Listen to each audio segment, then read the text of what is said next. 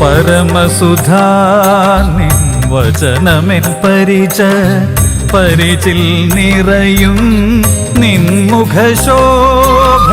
പരമസുധാ നിൻ വചനമെൻ പരിചിൽ നിറയും നിൻമുഖശോഭ.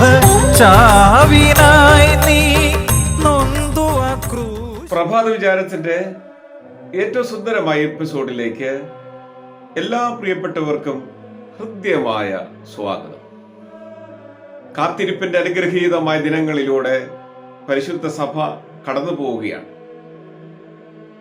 പരിശുദ്ധാത്മാവിനെ പ്രാപിപ്പാൻ സിഹിയോൻ മാളികയിൽ ശിഷ്യന്മാർ പ്രാർത്ഥന നിരതരായിരുന്നു എന്ന് അപ്പോസ്തല പ്രവൃത്തികൾ 2-ാമത്തെ അധ്യായത്തിൽ നാം വായിക്കുന്നുണ്ട്. അവരോടുകൂടെ ഭാഗ്യവതിയും ശുദ്ധിമതിയുമായ പരിശുദ്ധ ദൈവമാതാവും ഏതാണ്ട് 120ഓളം വരുന്ന ശിഷ്യഗണവും ഉണ്ടായിരുന്നു എന്നാണ് നാം വായിച്ച് മനസ്സിലാക്കുന്നത്. കർത്താവായ യേശുക്രിസ്തു മുൻകൂട്ടി പറഞ്ഞതുപോലെ ആശ്വാസദായകനായ പരിശുദ്ധാത്മാവ് ശിഷ്യന്മാരുടെ മേൽ ആവസിക്കുന്നതായിട്ട് നാം വായിക്കുന്നു. പരിശുദ്ധാത്മാവിന്റെ പ്രവർത്തന മുഖാന്തരമായി അനേകം വ്യതിയാനങ്ങൾ അവിടെ കൂടിയിരുന്നവരിൽ സംഭവിച്ചു എന്ന് നമുക്ക് മനസ്സിലാക്കാൻ സാധിക്കും. ഭാഷ ഒരു തടസ്സമല്ലാതായിത്തീരുന്നു. വരങ്ങൾ അവർക്ക് ലഭിക്കപ്പെടുന്നു. പരിശുദ്ധാത്മാവിന്റെ പുതുക്കത്തിൽ അവർ കൂടുതൽ ശക്തി പ്രാപിച്ച് പുതുക്കം പ്രാപിക്കുന്നതായിട്ട് നാം വായിച്ച് മനസ്സിലാക്കുകയാണ്. പരിശുദ്ധാത്മാവ് ഒരു വ്യക്തിയിൽ പ്രവർത്തിക്കുമ്പോൾ എന്ത് വ്യതിയാനങ്ങളാണ് സംഭവിക്കുക എന്ന് പലരും പലപ്പോഴും ചോദിക്കാറുണ്ട്. നമ്മിൽ പരിശുദ്ധാത്മാവ് ഉണ്ടെന്ന് നമുക്ക് എങ്ങനെ മനസ്സിലാക്കാനായിട്ട് സാധിക്കും? പരിശുദ്ധാത്മാവിന്റെ പ്രവർത്തന മുഖാന്തരം ഒരു വ്യക്തിയിൽ എന്തെന്ത് മാറ്റങ്ങൾ സംഭവിക്കും? അപ്പോസ്തലനായ പൗലോസ്ലീഹ കൊരിന്ത്യർക്ക് എഴുതിയ 1-ാം ലേഖനത്തിന്റെ 12-ാമത്തെ അധ്യായം അതിന്റെ 3-ാമത്തെ വചനം പരിശോധിക്കുമ്പോൾ പരിശുദ്ധാത്മാവ് ഒരു വ്യക്തിയിലേക്ക് കടന്നു വരുമ്പോൾ പ്രധാനവുമായി സംഭവിക്കുന്ന കാര്യത്തെക്കുറിച്ച് അപ്പോസ്തലൻ നന്നായി തന്നെ രേഖപ്പെടുത്തിയിട്ടുണ്ട്. കർത്താവിനെ രക്ഷിതാവായി ഏറ്റുപറയാനുള്ള ഒരു കരുത്ത് നമുക്ക് ലഭിക്കുന്നു. പരിശുദ്ധാത്മാവിന്റെ പ്രവർത്തന മുഖാന്തരം യേശുക്രിസ്തുവിനെ കർത്താവും രക്ഷിതാവുമായി അംഗീകരിക്കാനും അവനെ ഏറ്റുപറയാനും അതുവഴി ഒരു സാക്ഷി ജീവിതം നയിക്കുവാനും ഒരു വ്യക്തിക്ക് സാധിക്കുന്നു എന്നുള്ളതാണ് ഏറ്റവും പ്രധാനപ്പെട്ട കാര്യം. വിശുദ്ധ യോഹന്നാൻ എഴുതിയ രക്ഷാകരമായ സുവിശേഷം 15-ാമത്തെ അധ്യായത്തിന്റെ 24-ാമത്തെ വചനം പരിശോധിക്കുമ്പോൾ സത്യത്തിന്റെ ആത്മാവ് ഒരുവനിലേക്ക് കടന്നു വരുമ്പോൾ അവൻ ക്രിസ്തുവിന് ഒരു സാക്ഷിയായി തീരുമെന്ന് രേഖപ്പെടുത്തിയിരിക്കുന്നു. അവന്റെ ജീവിതം ഒരു സാക്ഷി ജീവിതമായി രൂപാന്തരം പ്രാപിക്കുകയാണ്. കർത്താവിനെ സാക്ഷിക്കുവാനായിട്ട് ഞാൻ നിങ്ങളും ആഗ്രഹിക്കുന്നുവെങ്കിൽ സത്യത്തിന്റെ ആത്മാവിനായിട്ട് നമ്മൾ കാത്തിരിക്കണം, അതിനുവേണ്ടി പ്രയത്നിക്കണം, നമ്മെ തന്നെ ഒരുക്കേണ്ടതായിട്ടുണ്ട്. വിശുദ്ധ യോഹന്നാൻ എഴുതിയ രക്ഷാകരമായ സുവിശേഷം 16-ാമത്തെ അധ്യായത്തിന്റെ 4-ാമത്തെ വചനം പരിശോധിക്കുമ്പോൾ പരിശുദ്ധാത്മാവ് ഒരു വ്യക്തിയിൽ വന്ന് നിറയുമ്പോൾ അവൻ ദൈവത്തെ മഹത്വപ്പെടുത്തുവാനായിട്ട് തുടങ്ങും.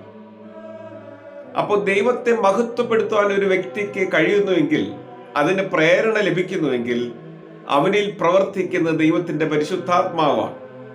കർത്താവ് രക്ഷിതാവുമായ യേശുക്രിസ്തുവിന് ജീവിക്കുന്ന ഒരു സാക്ഷിയായി തീരണമെന്ന് ഒരു വ്യക്തിക്ക് ഉൾബോധ്യം ഉണ്ടാകുന്നുവെങ്കിൽ, ഉൾപ്രേരണ ഉണ്ടാകുന്നുവെങ്കിൽ, ഉൾവിളി ഉണ്ടാകുന്നുവെങ്കിൽ അവനിൽ പരിശുദ്ധാത്മാവ് വ്യാപരിച്ചിരിക്കുന്നു എന്ന് നമുക്ക് മനസ്സിലാക്കാൻ സാധിക്കും. ഒരുവന് യേശുക്രിസ്തുവിനെ തൻ്റെ കർത്താവും രക്ഷിതാവുമായി ഏറ്റുപറയുവാൻ സാധിക്കുന്നുവെങ്കിൽ അവൻ്റെ ജീവിതത്തിൽ പരിശുദ്ധാത്മാവിൻ്റെ അഭിഷേകം ഉണ്ടായിരിക്കുന്നു എന്ന് നമുക്ക് തിരിച്ചറിയാനായിട്ട് സാധിക്കും. അങ്ങനെ ജീവിതത്തിൽ അനേകം വ്യതിയാനങ്ങൾ പരിശുദ്ധാത്മാവിൻ്റെ പ്രവർത്തന മുഖാന്തരമായി സംഭവിക്കുകയാണ്. ഒരാൾ ദൈവിക കാര്യങ്ങളെ കുറിച്ച് അന്വേഷിക്കുന്നുവെങ്കിൽ, ആരായുന്നുവെങ്കിൽ അവനിൽ പരിശുദ്ധാത്മാവ് പ്രവർത്തിക്കുന്നുണ്ട്. അപ്പോസ്തലനായ പൗലോസ് കൊരിന്ത്യർക്ക് എഴുതിയ 1-ാമത്തെ ലേഖനം 10-ാമത്തെ അധ്യായത്തിന്റെ 2-ാമത്തെ വചനം പരിശോധിക്കുമ്പോൾ പരിശുദ്ധാത്മാവ് നിറഞ്ഞിട്ടുള്ളൊരു വ്യക്തി ദൈവിക കാര്യങ്ങളെ ആരായുന്നു എന്നാണ് അപ്പോസ്തലനായ പൗലോസ് രേഖപ്പെടുത്തിയിരിക്കുന്നത്. പരിശുദ്ധാത്മാവിന്റെ അഭിഷേകം ലഭിച്ചിട്ടുള്ളൊരു വ്യക്തിക്ക് ദൈവിക കാര്യങ്ങൾ സംസാരിക്കാനായിട്ട് സാധിക്കുന്നു എന്ന് വെളിപ്പാട് പുസ്തകത്തിൽ നാം വായിക്കുകയാണ്. വെളിപ്പാട് പുസ്തകം 7-ാമത്തെ അധ്യായത്തിന്റെ 2 മുതൽ 11 വരെയുള്ള തിരുവചന ഭാഗങ്ങൾ ഇത് വെളിപ്പെടുത്തുകയാണ്. തനിക്ക് ലഭിച്ച ദൈവിക വരങ്ങളെ, നൽവരങ്ങളെ, തനിക്ക് ലഭിച്ച ദൈവിക നൽവരങ്ങളെ ഒരാൾ പങ്കിട്ടനുഭവിക്കുന്നുവെങ്കിൽ അവനിൽ ദൈവത്തിന്റെ പരിശുദ്ധാത്മാവ് വ്യാപരിച്ചിട്ടുണ്ട്. അപ്പോസ്തലനായ പൗലോസ് കൊരിന്ത്യർക്ക് എഴുതിയ 1-ാം ലേഖനം 12-ാമത്തെ അധ്യായത്തിന്റെ 11-ാമത്തെ വചനം ഈ കാര്യം അടിവരയിട്ട് ഓർമ്മപ്പെടുത്തുകയാണ്. കർത്താവിന്റെ മുന്തിരിത്തോപ്പിൽ അവന്റെ ശുശ്രൂഷയ്ക്കായി സുവിശേഷ പ്രവർത്തനത്തിനായിട്ട് ഒരുവൻ സന്നദ്ധനാകുന്നുവെങ്കിൽ, അവനിൽ ദൈവവിളി ഉണ്ടാകുന്നുവെങ്കിൽ, അവനെ തന്നെ ദൈവസന്നിധിയിൽ ദൈവിക പ്രവർത്തനങ്ങൾക്കായി സമർപ്പിക്കുന്നുവെങ്കിൽ അവനിൽ പരിശുദ്ധാത്മാവ് പ്രവർത്തിക്കാൻ തുടങ്ങിയിരിക്കുന്നു എന്ന് നമുക്ക് മനസ്സിലാക്കാൻ സാധിക്കും. അപ്പോസ്തല പ്രവൃത്തികൾ 13-ാമത്തെ അധ്യായത്തിന്റെ 2-ാമത്തെ വചനം ഇതിന് ഉപോത്ബലകമാണ്. അപ്പോസ്തല പ്രവൃത്തികൾ 20-ാമത്തെ അധ്യായത്തിന്റെ 28-ാമത്തെ വചനവും ഇക്കാര്യമാണ് ഓർമ്മപ്പെടുത്തുന്നത്. ദൈവത്തിന്റെ വേലക്കാരായി ഐക്യപ്പെടുവാൻ പരിശുദ്ധാത്മാവിന്റെ പ്രവർത്തനം ഒരു വ്യക്തിയെ സജ്ജമാക്കി തീർക്കുന്നു. സ്നേഹമുള്ളവരെ, നമ്മുടെ ജീവിതത്തിൽ ദൈവത്തിന്റെ പരിശുദ്ധാത്മാവ് പ്രവർത്തിക്കുമ്പോൾ നമുക്ക് കർത്താവിന്റെ സാക്ഷികളായി തീരാൻ സാധിക്കും. അവനെ നമ്മുടെ കർത്താവ് രക്ഷിതാവുമെന്ന് ഏറ്റുപറഞ്ഞ് ഒരു മാതൃക ക്രിസ്തീയ ജീവിതം നയിക്കാൻ നമുക്ക് സാധിക്കും.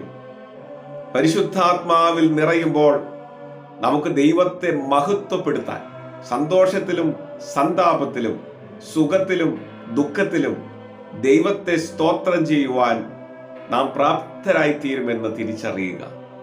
ദൈവിക കാര്യങ്ങളെ ആരായാനും ദൈവിക കാര്യങ്ങൾ സംസാരിക്കാനും നമുക്ക് സാധിക്കുമ്പോൾ ദൈവത്തിന്റെ പരിശുദ്ധാത്മാവ് നമ്മിൽ പ്രവർത്തിക്കുന്നു.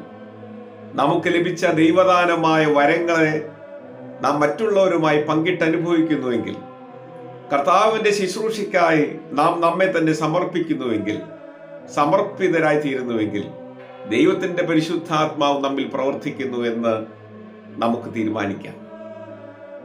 അങ്ങനെ പരിശുദ്ധാത്മാവിൽ നിറഞ്ഞ് ഒരു സാക്ഷ്യ ക്രിസ്തീയ ജീവിതം നയിക്കുവാൻ എനിക്കും നിങ്ങൾക്കും ഈ കാത്തിരിപ്പിന്റെ ദിനങ്ങൾ സഹായകരമായിട്ട് തീരട്ടെ എന്ന് ആത്മാർത്ഥമായി പ്രാർത്ഥിക്കുന്നു, ആശംസിക്കുന്നു. എല്ലാ പ്രിയപ്പെട്ടവർക്കും മനോഹരമായ ഒരു പ്രഭാതകാലം, സന്തോഷവും സൗഭാഗ്യങ്ങൾ നിറഞ്ഞു നിൽക്കുന്ന ഒരു അനുഗ്രഹീത ദിനവും ആശംസിക്കുന്നു. ദൈവം നമ്മെ അനുഗ്രഹിക്കട്ടെ.